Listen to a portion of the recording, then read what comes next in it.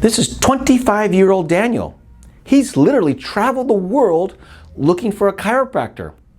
Look what I can do in 1 week. Check out these cracks. This way. Good. Good. Good. Nice. Good. Excellent. This way. Excellent. Oh my God, I'm impressed. What are you here for, dude? Well, I'm here. I've looked around for so long to different guys, and some guys alleviate the pain just a little bit, and then I'm kind of, at the end, I'm just like, nothing's really lasting, and I just can't keep going on. Okay, so tell us your pain. What's your pain though, sir? So pain is mainly just a lot of just sort of discomfort in the neck, lower back, even mid back, pretty much my whole back. But if I work a lot sitting, arms get tingly. Yeah. You do the sound production kind of stuff. Yeah, so he's behind a computer, all day. And so he's behind a computer, mixing music or cutting it and all that kind of stuff. But on the computer all day long. All day long. Yeah. So neck pain, low back pain. Neck pain big time, low back pain big time. It actually all started with the low back pain, but then it slowly migrated up, and then my neck is just. And then the accident really threw him off too even more. Big time. And hands. What about hands? Hands, if I too much, just anything sitting down, my hands start to tingle, my feet start to tingle. And they tingle after how long? I forget. Because you're at the computer all day. Sometimes even like 30 minutes. 30 minutes. And what about the feet? You said your feet always tingle, right? My feet tingle when I'm sitting. Numbness, yeah. And what about the lightheadedness or dizziness?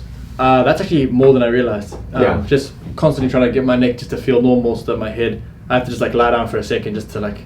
Is that every day though? Pretty much every day. Every day, yeah. And how long has it been going on? A couple of years too? Probably say like a year if I really think about it. Yeah. That intensity. Again, I treat balance, guys. I don't treat all these symptoms. You guys always want to pigeonhole me into this. I put them on my descriptions are people who come up with these pains. Obviously, if he has this bad vertigo, he's not sleeping well. So tell us about your sleep. Well, I thought I was sleeping okay until you told me, I don't think you're sleeping good. So then I started really watching how I sleep. Okay, so tell us what your research has shown you. So I guess I just lie down, and then I start to feel like I'm always moving in the night. I'm turning 1,000 times in the night just to try to get my neck to feel normal. I can't lie there, even on my phone for a little bit, because my neck just feels like it's not in a good place. Yeah. So tell us about the fidgeting thing. I told him about fidgeting last time on his exam. So when you watched me for a while, and you're like, "You're a fidgeter, aren't you?" I'm like, "I'm a big time fidgeter. I'm always moving." And he's like, "That's another form of self-adjusting, guys, too." Yeah, like you're avoiding pain because you're actually in pain. I'm like, I just feel discomfort is the word I use. But then you're like, no, you're actually in pain, but you're just fidgeting so much. And so what did you do as an experiment? You stopped fidgeting. I stopped fidgeting just to see what would happen if I just sat there for long enough.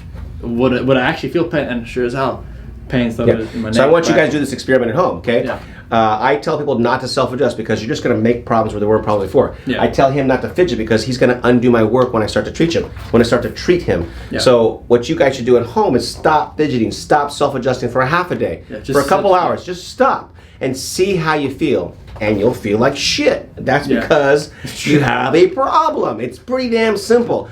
And all the self-adjusting, all the fidgeting doesn't do crap. Okay, so let's talk about these doctors. This is the fun part. Yeah. Okay, so you went to a doctor in Zimbabwe, right? That's where you're from, right? Correct, yeah. Okay, and then you go, let's try another guy. Where'd you go after that? So we in Zimbabwe, then we had guys visit from America to Zimbabwe.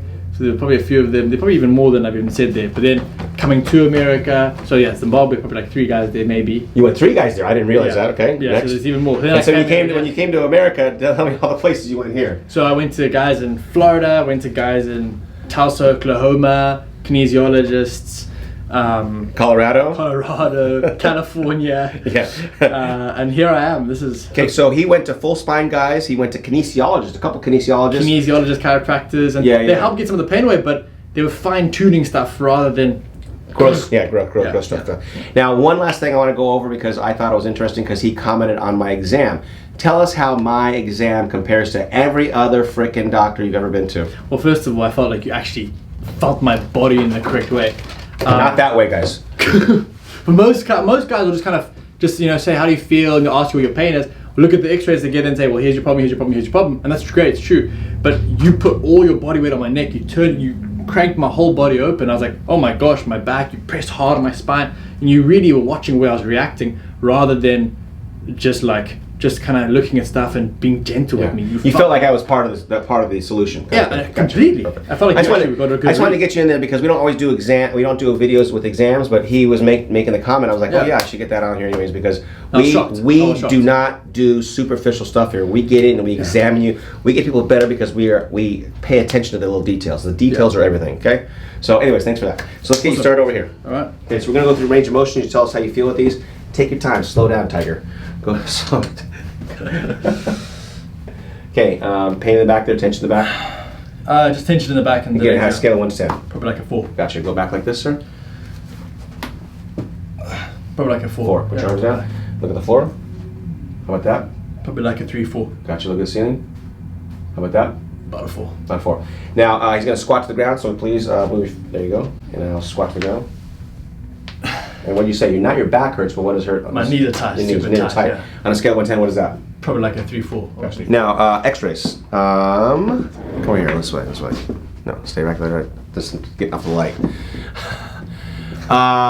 X-rays. Reverse cervical curve. The thing that he has a high reversal, and I've talked about this many times, but his high reversal is so high that it's impacting the atlas really badly. He has half of his atlas completely worn away. Usually we'll see about a third or a quarter. His is really, really worn away, and I'll put arrows to that and you guys can see that. He also has complications. He has scoliosis upper back. I'm sure you've been told that before. Oh. He has 13-degree scoliosis upper back, and so that's probably where it sort of started years ago, and so the uncomfortableness of this is throwing him into modifying the way he moves and shucks and jives and moves his body around. So again, pretty easy to see all his issues. I'll point arrows to that, check those out. They're coming up right now. We have a 7mm right imbalance and some pretty good scoliosis. Here we have a short right leg and some constipation, pretty evident here. Here's the bad one, a half wear on the atlas and high reverse curve. And here in the last one, we have poor forward body lean.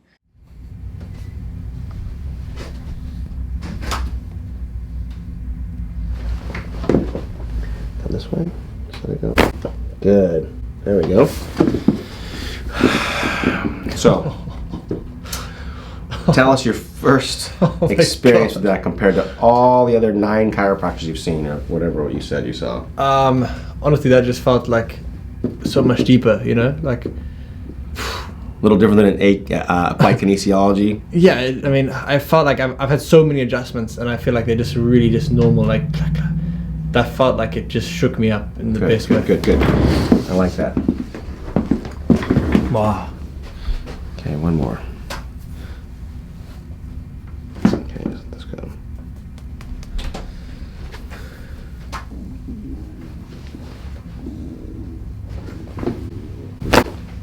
Good. My God. A little different? Night and day. So, as I tell all my patients, is that when I see patients, I know the body does not want to change. It wants to stay the way it was. And to create change, you have to kick the shit out of the body. And so you have to move it back to where it needs to go. And so by doing it lightly, by just being pansy to it, it doesn't change a person. You need to change their spine to get them to be better. And you felt that a little bit, right? Oh, so much. And that's not even as hard as I could adjust. That's just me forcing it in the right direction and being direct and being focused. Okay. Okay, when you get up, no twisting or turning. Okay. The more you move your head around, the more you fidget, the more you're going to undo my work. Cool. Okay. Let's sit up, please.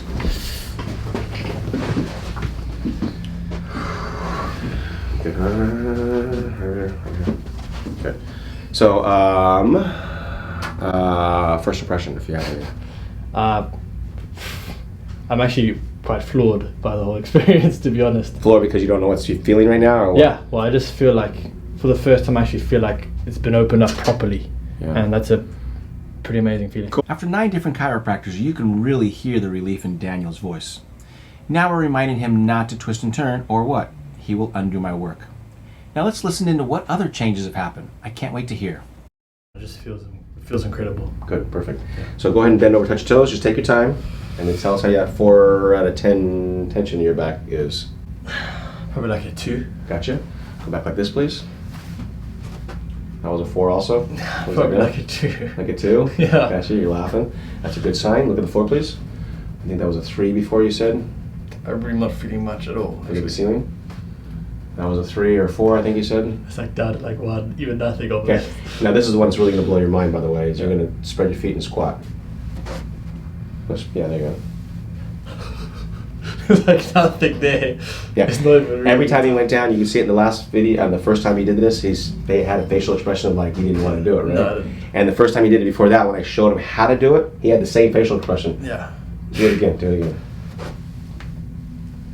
That was a 4 out of 10 pain in your knees. That's nothing. It's really like Yeah. I can do it 100 times. And so you guys will all say that's impossible. You must have worked on his knees off camera and all this kind of crap that you guys come up with to say that this stuff doesn't work. But literally, what did I treat on you? Just my neck. Yeah, nothing else, right? Yeah. And what has your experience been this week? This is going to be your 7th visit. You've had 6 visits under your belt. Yeah.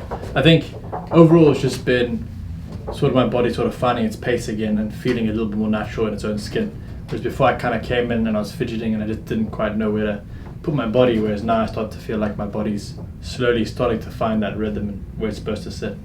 So let's go symptom-wise. How's symptoms changed this week? They've changed in different kind of ways. I feel like it's still kind of learning, but different improvements as far as the way I function in the day, especially working behind the computer. Gotcha. Yeah. So tell us how this is different than all the other chiropractors you traveled all around the world for.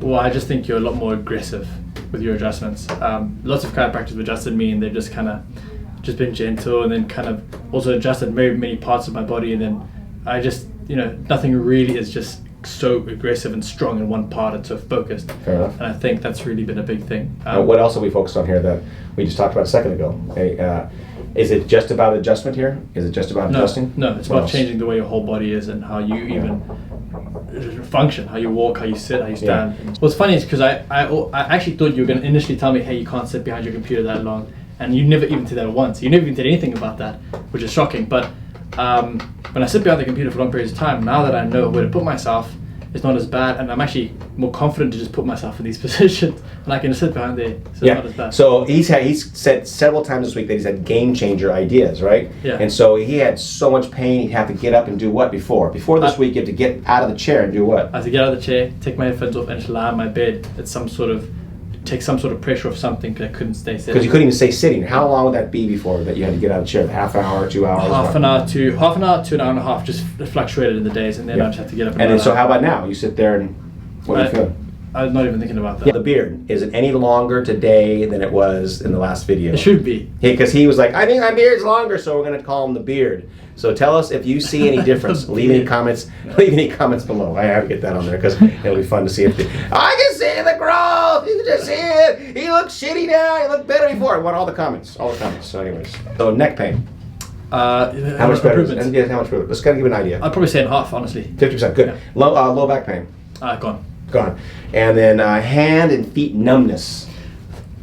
Seldom. Maybe like twice. Okay. Since I started And so going. he came in. That was a major symptom. You Yeah. said my legs were always numb. That's what you told When me. I was sitting down, my legs were numb, and I was trying to correct it with posture and stupid stuff. So within 1 week, you reduced it by 60% at least, Yeah, right? at least. Okay, so daily vertigo. You had vertigo, lightheadedness, dizziness all the time. I was in half. Half to 50%. And then how about your sleep? Sleep's all over the place. Sleep's still all over the place. So we're going to say that his sleep is not a lot better, No. but tell us about what's happened. You've gotten crappier sleep, meaning you don't sleep as long, but the quality of sleep. Tell us about the quality of sleep, even this short periods of sleep. Well, when I do finally get to rest, I do rest pretty hard, and then I wake up. And then you're waking up a little tiny bit more refreshed, less refreshed, Yeah. exhausted, worried that. tiny bit more refreshed. Yeah, so True. so again, all you guys are gonna come in and he goes, yeah, he didn't sleep very long. He slept 2 hours last night or the night before. Yeah. But he still woke up more refreshed than if he slept 8 hours. And why is that, guys? Because when I remove people's pain, it's about removing the problem that causes you to sleep like crap. Yeah. So he's a freaking nightmare. He thinks all this shit that makes him stay up all night, and so that's why he's not sleeping. So Not recommended, but it is what it is. So people were crazy, Crazy people don't sleep sometimes. Yes. But the quality of sleep is what I'm looking for. So he does, even with 2 hours of sleep, he goes, I still feel like I freaking slept like some sleep. So Yeah. anyways, that's what we're looking for, not quantity, quality, okay? Yeah. So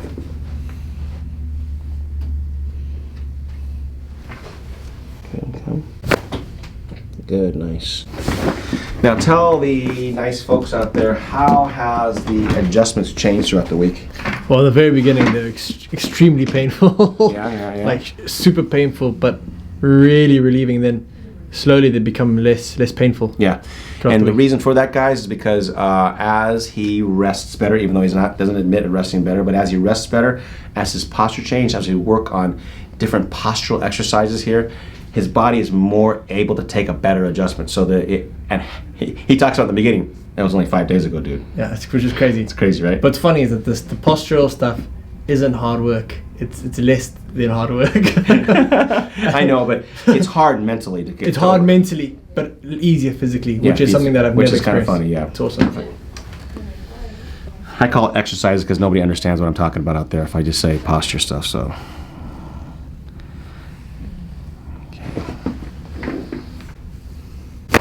Oh, wow. That was a big boy. Boom! Boomy! Kabinga! So Dr. Thayer here with Daniel, and he is been here for months right now, right? A few months, When did you start? I think I He started in September. That's it. This is December. He did hardcore in the beginning. He was pretty hardcore. He sits behind the computer all day, editing music, and so the big thing with him is that we've had to work on his ergonomics. Yeah. And we worked on it so much. We've gotten so nitpicky with it because, I mean, even the weight of his headphones have been an issue. And so where he puts his mouse and where he puts his keyboard when he's editing, because he doesn't just have computer keyboard. He has his music keyboard right in front of him. So he's doing this and doing multiple different levels, which puts tons of strain on his back. So anyways, we've done all that with him, and I think he's doing better. But Daniel, so tell us what's going on. Yeah, I think after these months, it's really started to settle in, and all the nitpicking actually makes sense. So my body starts to feel like it's really just relaxing into it now, and just trying to breathe into it. But I feel so much better. I can work behind the computer. So Yeah. And how many hours do you sit behind the computer? Probably like 8 hours a day. 8 hours a day, right? Yeah. And so he came in originally and telling me that he couldn't sit there more than a couple hours without having to just be in pain and just forcing himself through the whole issue of doing his job. But he had to stay there, so he'd try to get up and move and twist and all this stuff, and even through the first couple of months he was having trouble going past a couple hours. He'd feel good, and then the next day he'd feel bad. So but now I think it's starting to stick, isn't it? Yeah, it's definitely sticking. Yeah. It's a lot of nitty-gritty, guys. We really made a home run with him when we started taking video. We took some video of him behind the computer. Yeah. And then I was like, what the fuck's that? What the hell's that? And it was his keyboard. I didn't realize his keyboard's in front of the keyboard. Yeah. And so that really made a difference because we had to change that stuff up. So anyways, good stuff. I thought you were going to say some good stuff. Anything else good you want to say? I feel like a Christmas miracle. A Christmas miracle. Yeah. But I really do. I feel like it's actually really settling in, I don't know if you can even feel a difference in anything you're doing so far, but not yet. Well, remember what I always say is that the adjustments will get you to feel better when you're here. It's what I teach you will either maintain it or hurt it, right? And so you have to maintain my work properly. When you do, everything becomes easier and easier. But it's very difficult to change bad habits. It's so true. You know what I started realizing though? Is that I had to just, remember you always saying there's a difference between being lazy and then being overly aggressive with it. You have to find that middle spot. Yeah. I started being a little more lazy and I'm doing better. Yeah. So I know it sounds funny over the camera, guys, but I usually get a lot of type A personalities in here. People who are really driven, and so they're so driven in things they do, they also become driven in trying to self-soothe themselves. And so they think all the crap that's been said on the internet and by doctors are correct, but they're all wrong. Posture, what they teach in the books and by the other doctors, are all wrong. And so it's hard to break what you've been trying to tell yourself for years. it's true. And so when you come in here, it's me unwinding all that bad information. And people they trust me, and then they have to trust me more, and then they have to live, and you have to just become lazy. So my famous thing is, people rush in here to feel better, but they rush in here for me to tell them to slow the frick down. It's true. It's true. Yeah, so.